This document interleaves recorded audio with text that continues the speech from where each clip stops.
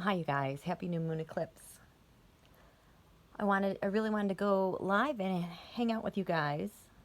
We don't have internet or Wi-Fi yet. I'm really trying to hold off on getting that in cable until the house is done as motivation for this crew here to get the work done and not be zombies trying to get this all done.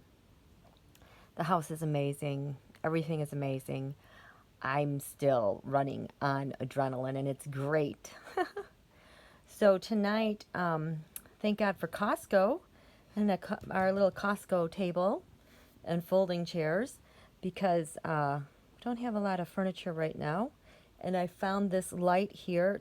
I'm sitting on a screened-in porch. Kind of nice. Never had one. Yeah, that tree is lit up out there. I have no idea what kind of tree that is.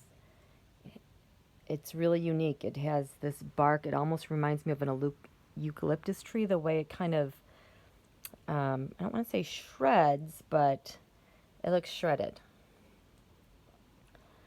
So this here is the new moon eclipse Taroscope. Can I just say, my goodness, two important things. First, you guys know when I do my horoscopes and the sun represents who? The leader of a nation, the photus. And the moon represents who? We the people. So it's interesting that we have this new moon solar eclipse in Cancer where the sun is being eclipsed by the moon. Think about that. This eclipse is coming right on the summer solstice. I love the solstice. I didn't get to do my little rituals this year, but that's okay. So the sun has reached her zenith, her peak for this solar cycle that started back on December 21st. And I believe that was the solar cycle I did the pick a card for to get us through this entire year. The solar cycle is when the sun starts at its lowest point, and then it hits spring, and then it hits summer, and then it comes back down. That's one solar cycle, December to December. So we're at the peak. Congratulations, you guys. Hats off to you guys. I mean, seriously, give yourself a pat on the back. We knew what was in store for us at this new solar cycle with the Saturn-Pluto conjunction. Now we know this summer is going to be difficult, but here's the thing. We've peaked with this solar cycle. So we're kind of on the downside. It's kind of like everything is inevitable. You know, like when you get to the top of the roller coaster and then you start to go down. Kind of like that. Although I think that roller coasters are less scarier right now because they're over within minutes. But we made it this far, you guys. With this eclipse at 0 degrees, so I told you number one, the moon eclipsed the sun, so it's like we the people are eclipsing the president. Number two, this solar eclipse is at 0 degrees Cancer.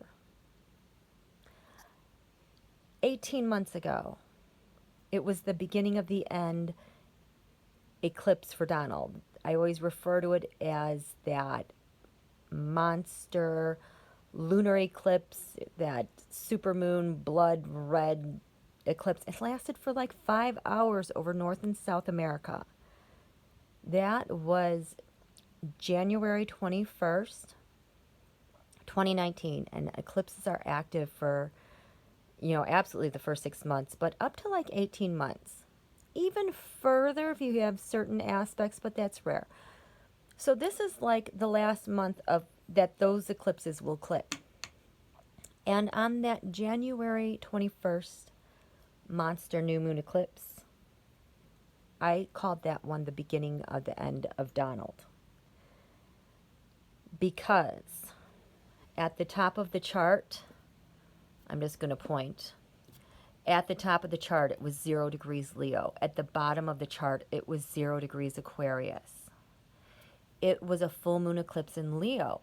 So we had the sun right down here at the bottom of the chart, and we had the moon at the top of the chart.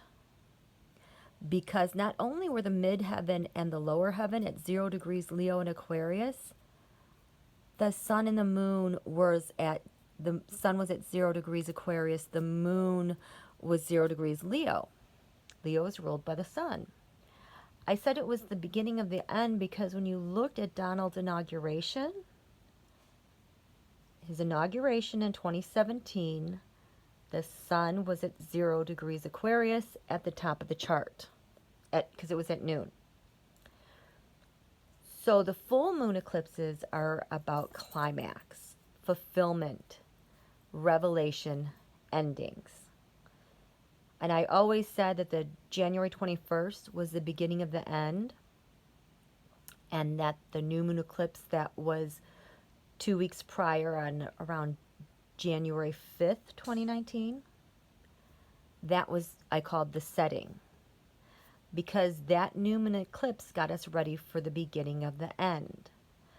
Because that new moon eclipse on January 5th, the ascendant was conjunct Donald's ascendant. The midheaven, the top of the chart, was conjunct Donald's midheaven. So it was like a blueprint for his natal chart. It completely activated his entire natal chart, that January 5th eclipse. And then that 5-hour monster full moon eclipse was the beginning of the end for him. And it certainly looks that way with this Taroscope for this new moon in Cancer. You have to remember, I don't know if I showed you guys this, but let me see if I can grab it for you. Donald had his birthday on June 14th, but the solar return was actually on the 13th.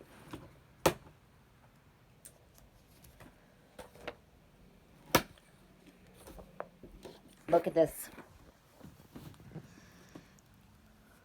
This is good for a year. Oh, the pain. I just talked about this the other night. I don't know if I talked about this part. The ascendant, the thing giving him life, is the moon. So crank, and he was born under an eclipse, so he's very moody like the moons. He can pick up when things happen. And I think ever since these eclipse nodes entered Gemini, he's known that the writing's been on the wall. But look at this. 22 degrees Cancer is his ascendant. Can you flipping believe it? I've talked about these degrees a lot in the past year. 23 degrees Cancer.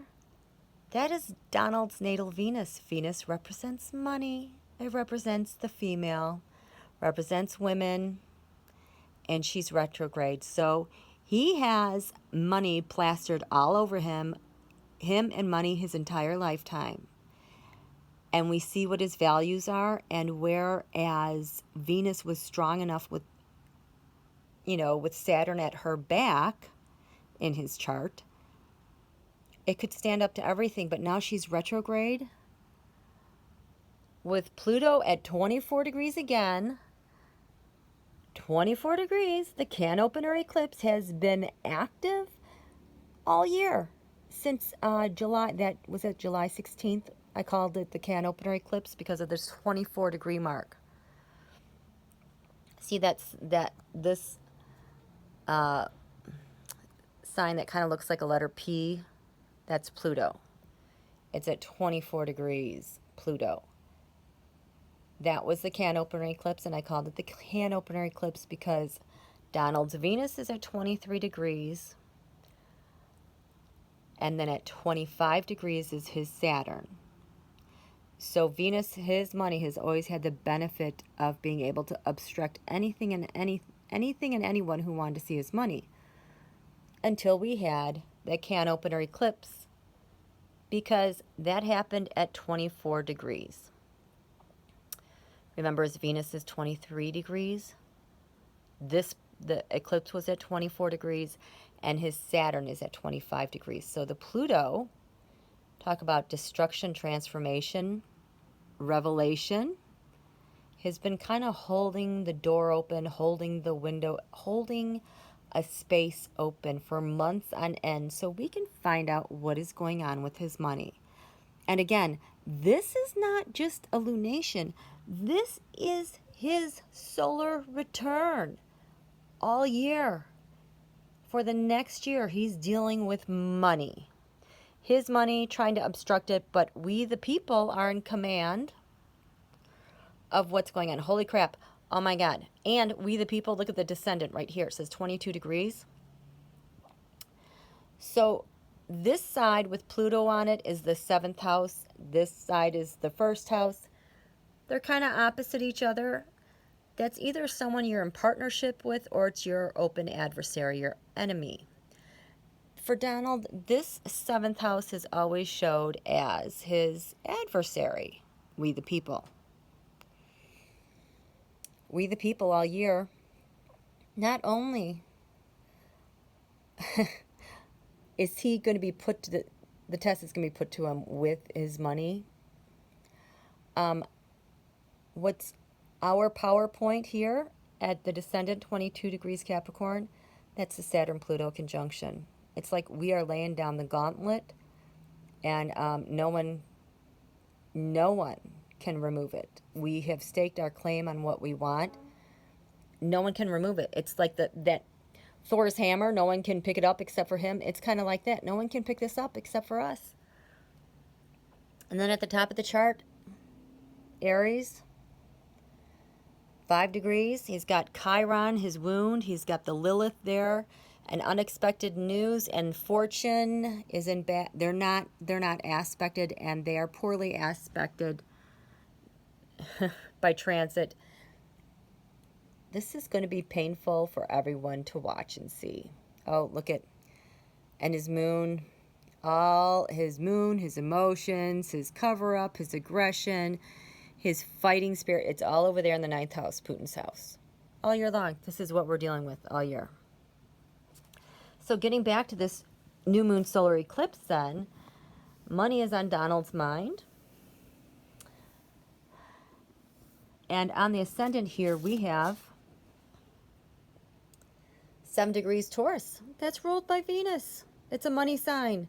We have Uranus there with unexpected news. And Venus is there in the 1st house, and she isn't strong. So more money we're going to find out about. So, oh my gosh, here we go again. And then at the midheaven, as if his solar return wasn't bad enough with we the people staking a claim on his money and making his life miserable, the Saturn-Pluto conjunction. In the heavens above Washington, D.C. is 21 degrees Capricorn. We have the Saturn-Pluto conjunction. Exactly conjunct the midheaven.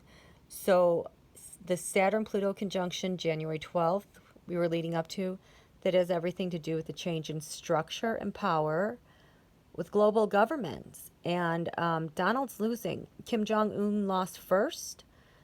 Netanyahu was next. And it looks like Donald is in the crosshairs now. He is going down. Saturn does not mess around with any BS. And look at that. On top of which, he has really taken up his authoritarian regime to the next level since July 4th last year. Well, that's because we had a very debilitating solar return for the country, which made us totally at the mercy of authoritarian regime. Well, that also changes on the July 4th eclipse. So I'm sure all of you can feel the changes that are in the air. You can kind of sense something is happening. Well, it is. So, the thing that's giving life to this chart in Washington, D.C., we have the North Node, life's purpose. The eclipses are going to be acting up quickly. We're going to see a lot of things happen very quickly this week. And in 3 days, we hit the December 25th. We're opposite that December 25th eclipse. And then in a week from there, 2 weeks, we have another, we are all over eclipses. I mean, it's just, everything's done. And he's going to hate it. All the Republican Party. I mean, it's unbelievable. It's awesome. Okay, the other thing giving life to this chart is Mercury, the mind. Mercury is retrograde right now, and it lets us reevaluate everything from the past. Donald cannot push forward because he's going to be so accountable to the past. He's ruled by Mercury. He hates this. Something with his kids, too. I mean, they're all over this as well.